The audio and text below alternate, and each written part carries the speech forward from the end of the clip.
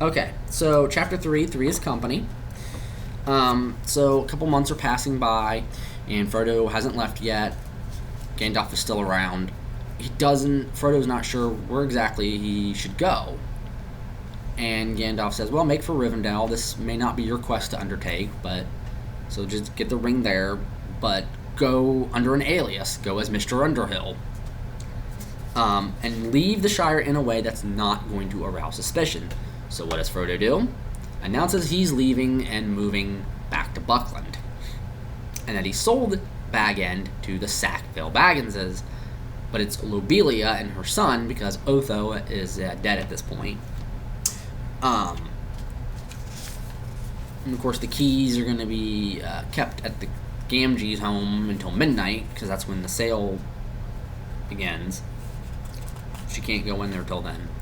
And she kind of looks down on Sam and his dad and shows plainly that she doesn't like that they're going to have the keys. And that she has to go get them from them. You know, they might steal. You know the type. Of course, at this point, Gandalf has left because he's heard some disturbing news, and so he's got to go. And he was supposed to meet Frodo on Frodo and Bilbo's birthday, but Gandalf is missing. He hasn't shown up. Now, Frodo overhears the Gaffer talking to some stranger. Happens to be some strange man, as they will find out later, dressed in black, asking about Baggins. But Gaffer's like, Sam said that, my dad said that he saw him off, told him to be off, get out of here. But anyway, Sam, Frodo, and Pippin leave Bag End. Merry is waiting for them in Buckland. And of course, they come across the Black Rider for the first time. And it's just like it is in the movie when they first encounter the Black Rider, except they're not hiding under this big tree root or whatever it is. They're actually hiding in the grass. And of course, the Ringwraith, he's sniffing for them, and he's looking back and forth because that's they're trying to search for the ring.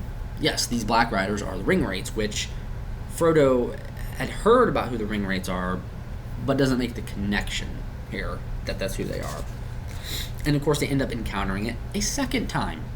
But he's driven away by the elves because they show up singing to Elbereth, which is, of course, Varda, the Queen of the Stars. And so you see that the Valar are still kind of involved in the affairs of Middle-earth. Not as much as they were in the First Age. But this does show that you will see that they clearly are still involved in what goes on here.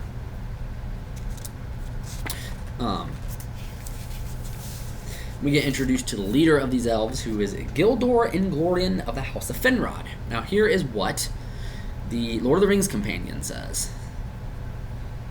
When Lord of the Rings was published, Finrod was the name of the third son of Finwë, leader of the Nodoran elves, and Finrod had a son called Inglor Felagund.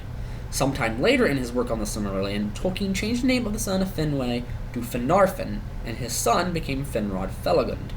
To agree with this, in the second edition of The Lord of the Rings, he changed the description of Galadriel at the beginning of Appendix B from Sister of Felagund of the House of Finrod to Sister of Finrod Felagund, and in Appendix F, Lady Galadriel of the Royal House of Finrod, father of Felagund, became Lady Galadriel of the Royal House of Finarfin. Yet Tolkien left House of Finrod unchanged in Book 1, Chapter 3, probably an oversight, though a reference to Finrod and Inglor in papers associated with the telling of the story of Beren and Luthien under Weathertop, Book 1, Chapter 11, might indicate that Tolkien was already pondering the change of names. It is strange that there is no mention of Gildor in the Silmarillion papers, written either before or after the publication of The Lord of the Rings. Yet, Tolkien wrote Galadriel, Gil-galad, and even briefly the Ents into the earlier history. The only Gildor to be found there is a man, one of the companions of Bauerhir, father of Beren, introduced after the completion of The Lord of the Rings, but before its publication. Inglorian would seem to connect Gildor, especially with Inglor Felagund, yet apart from briefly considering Inglor as a possible father for Gil-galad, Tolkien had him remain unmarried because his beloved had stayed in Valinor. Tolkien may have thought of Gildor as the son of one of Finrod Felagund's brothers, or may simply have used names which seemed suitable for the purpose, or he may have intended the phrase of the House of to mean one closely associated with the family of Finrod, a member of the household. Now, of course, Frodo ends up greeting them in their language, saying, Ellen Sila Lumen Omenti Elvo, a star shines upon the hour of our meeting. Now, in the original edition, Omenti Elvo read Omenti Elmo, but then Tolkien changed it to Omenti Elvo, and it was incorporated into the revised edition. But there, they misprinted the word as Omentilmo. And this is what Christopher Tolkien said in a letter to Rayner Unwin.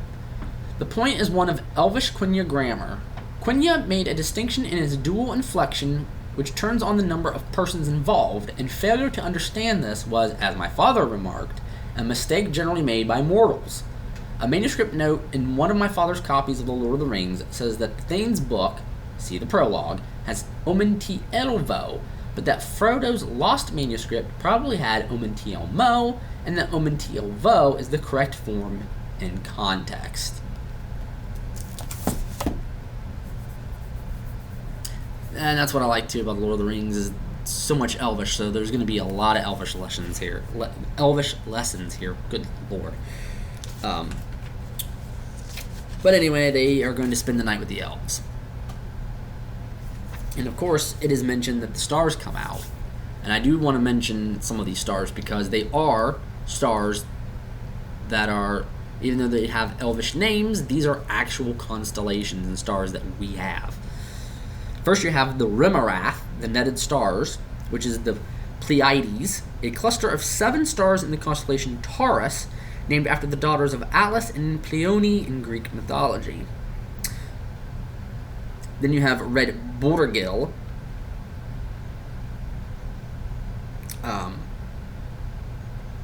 which is the red star Aldebaran, which is also in Taurus.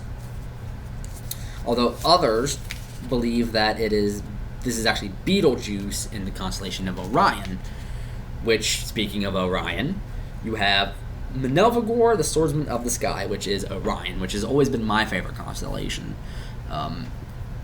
I like just going outside when I go out here and at night and just looking up and seeing it. It's just great. Now, there is a point I wanted to make here, that there is, in the real world here,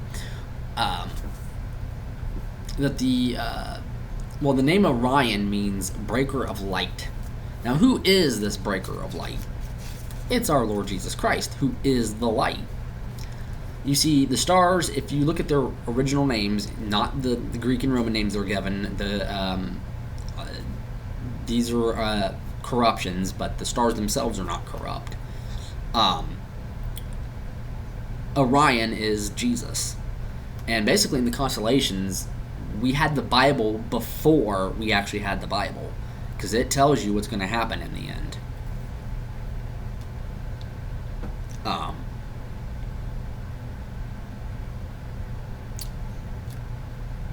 The stars, if you look at their original names, they do have meaning. I'm talking about their Hebraic and Aramaic names, because the stars were originally given names in those languages way before the Greek and Roman names were given to them. But anyway, this chapter, of course, ends with them going to sleep. They've spent the night with the elves who've driven away the Black Riders, but we're going to see more of these Black Riders as we go into the next chapter and beyond. Because, like I said, these are the Ringwraiths, the Nazgul, who have come searching for the ring because their master is searching. Well, to find a lack of a better word, his precious.